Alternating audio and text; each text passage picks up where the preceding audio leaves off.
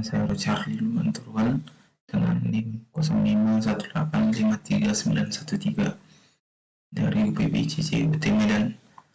Pada kesempatan ini, saya akan mengerjakan tugas 2 pengantar sains data dengan ketentuan soal seperti berikut.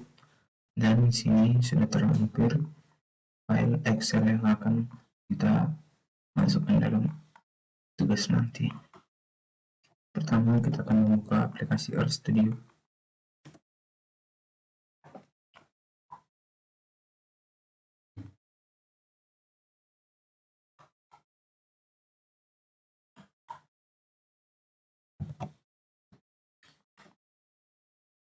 Dan di sini saya sudah membuatkan codingan atau script untuk pengerjaan tugas 2 ini. Yang pertama, kita akan menginstal dan download paket yang kita perlukan untuk mengerjakan tugas 2 ini. Kita copy saja, paste di sini.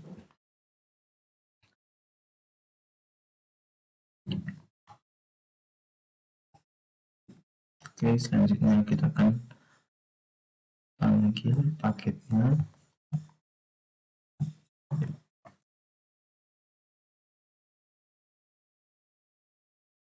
Oke, dan di sini sudah tercentang.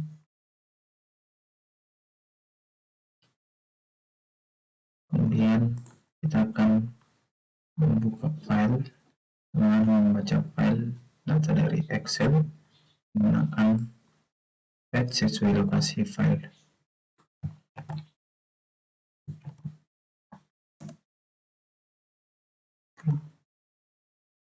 Selanjutnya kita akan melihat struktur data bukan.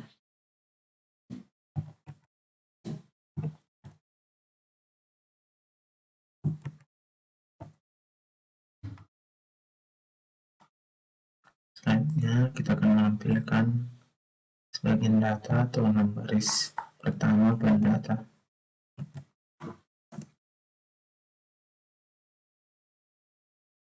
Kita sesuaikan dengan data yang ada pada Excel-nya dan sudah sesuai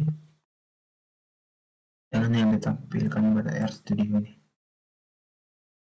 Dan selanjutnya kita akan membuat scatter plot antara variabel GLU dan Y-nya, atau antara kadar gula darah dan perkembangan penyakitnya.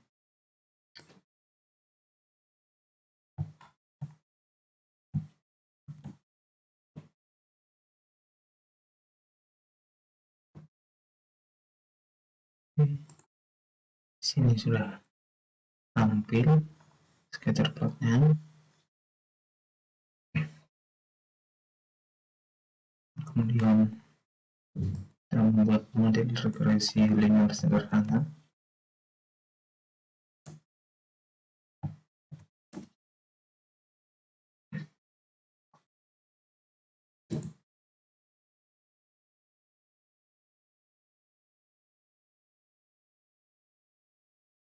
Akan membuat summary model atau ringkasan model.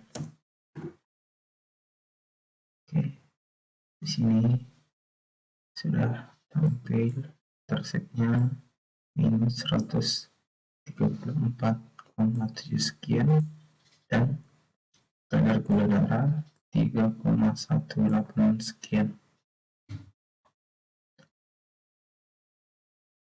Dan R-score-nya juga sudah ditampilkan di sini 0,2581. Selanjutnya kita akan membuat kolom prediksi hasil regresinya.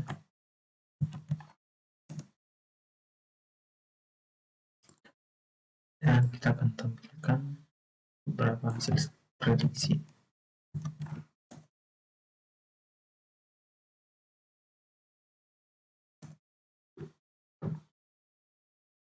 Oke.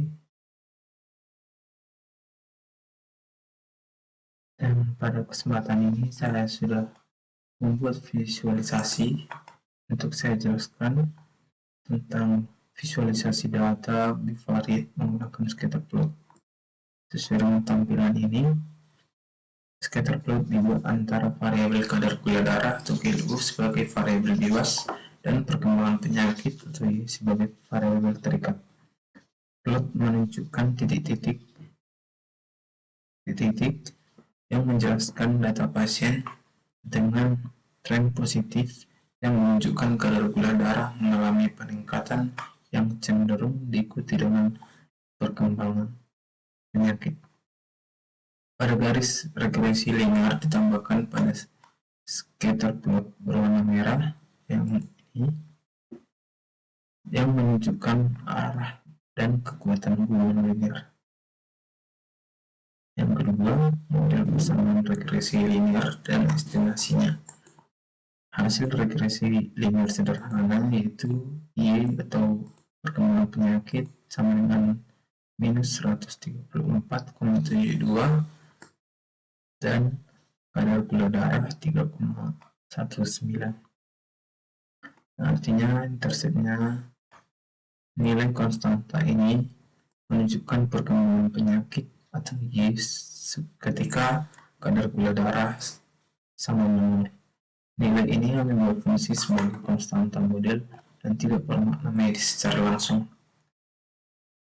Pada koefisiennya menunjukkan bahwa setiap kenaikan satu satuan kadar gula darah atau GLU diprediksi akan meningkatkan perkembangan penyakit sebesar 3,19 satuan.